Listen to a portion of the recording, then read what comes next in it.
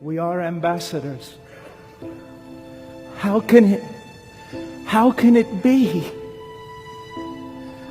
How can it be? It would have been an astounding measure of grace if He just sent us to hell for a while. But He's kept us out completely.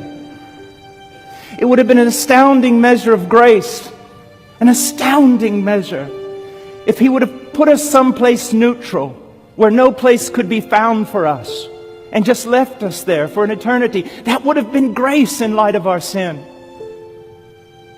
It would have been inconceivable that He would set us on the same level with angels and make us servants in His court.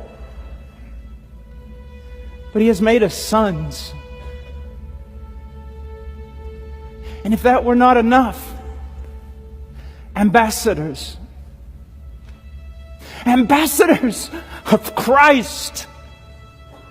Not of the law, not of the letter, but of His own dear Son. Ambassadors of Christ.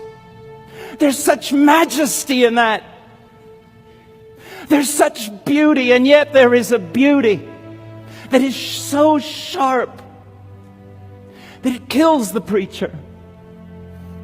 It has the power to disintegrate his mind and shatter his heart in a million pieces. Oh, brethren, you don't need much.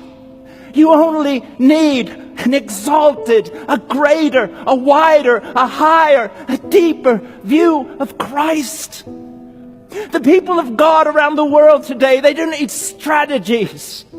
They don't need the wisdom of men. They don't need clever ideas. They only need to see Christ. And that is the burden. That is the terror, the pain, and the beauty of the preacher. Brethren, we are not men of the people. And although we must love them and walk among them, we are primarily men of God. And it is our primary task to be in His courts. To be in His courts. To be on His doorstep.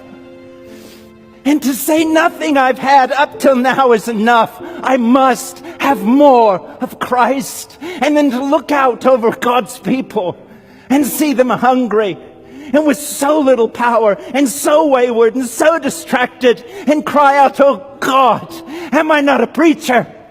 Am I not a preacher? Then consume my heart with Christ, that I might stand before your people, and in the word I proclaim they have a greater vision of Him, and in seeing Christ, it is enough. It is enough.